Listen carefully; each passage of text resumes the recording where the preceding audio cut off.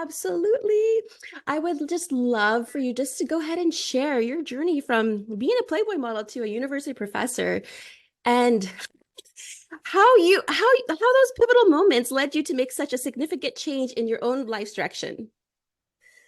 Oh, yes. Well, it was a very unexpected turn in life that led me into that industry. I was actually a broadcast journalist. I was co-hosting a show on our local NBC during college. I really, really wanted to go and report on the news and big current events and be a serious journalist. And then I started getting offers from Playboy, and yeah, the money was good. I was an complete alcoholic at that point. I was really high functioning though. So, I could go and be on for like an hour. And in that industry, it was almost expected that you would be a little out there and drinking. And it just fit at the time. I would have never done it sober, but it was a good experience for me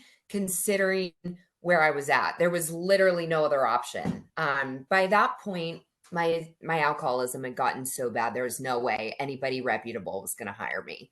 That's not to say that Playboy wasn't reputable, but no NBC, ABC, anybody was going to have me show up on set in the condition that I was in. So I lived that lifestyle. I remember actually, this is one really pivotal moment for me. I woke up on my kitchen floor and I'm in this beautiful house in Newport Beach. I had just shot for another magazine. My boyfriend plays for the Chargers. Like on paper, to some people, it looked like I had this great life. And here I am waking up on the floor. I don't know if it's morning, night. I don't know what day it is. I probably didn't even know what month it was. And I hated myself. And I was so depressed. I was suicidal. And I just finally had had enough. And I went to rehab. So I went to rehab. It didn't stick that time, but it did get me sober long enough to get out of LA, which was really important. It kept me alive. It got me out of LA. It was also interesting in rehab and detox. It was like 100 grand too. They fed me Sunny Delight and Ruffles potato chips, and I put on like 50, 60 pounds. So I went from like this hot model to I was unrecognizable, bloated, just awful, right? So that aided in my decision to leave LA, but it all worked in my favor. So I came back to Nevada and just kind of got it together and then went back to school. And I knew I wanted to help people. I didn't have a direction at that time, but addictions always run in my family. Obviously, my own journey, I decided to focus on that. And here we are. So that's kind of it in a nutshell.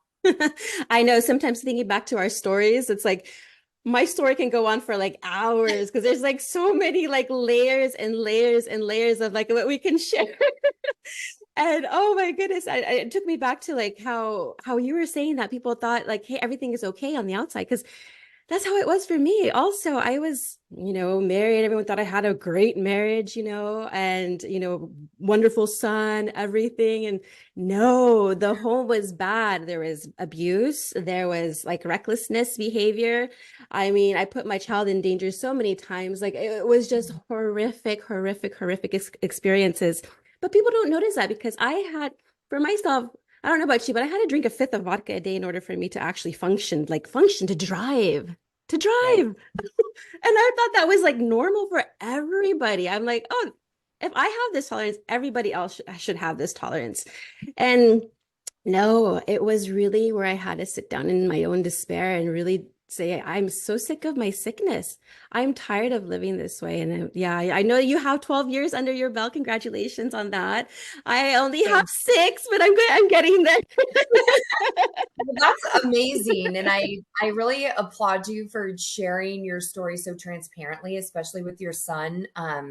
Because it's true, our highlight reel looks so much different. If people could freeze frame the dirty secrets in the moments of despair and see the reality, I think of what so many of us are going through. Mhm. it paints such a different picture. But to come through that, to have 6 years, to have 12 years, to be happy, like when I hear you and see your face, and there's just this eminence of joy.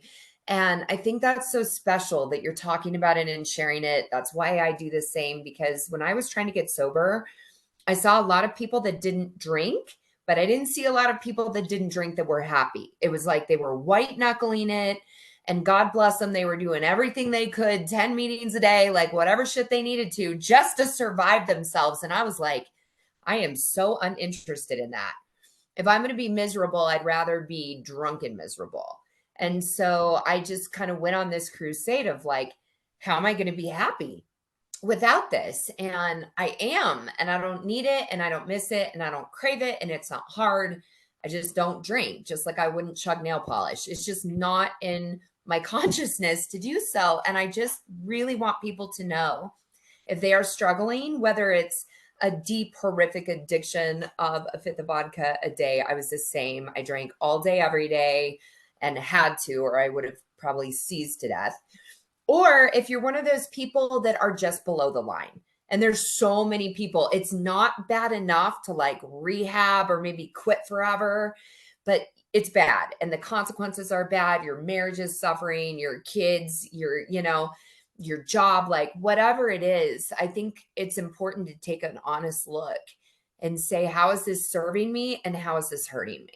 Right. But also know that on the other side is not just white knuckling, oh, just let me try and not use. There is so much freedom and beauty and joy on the other side of it when you do the work. Yes, yes, absolutely.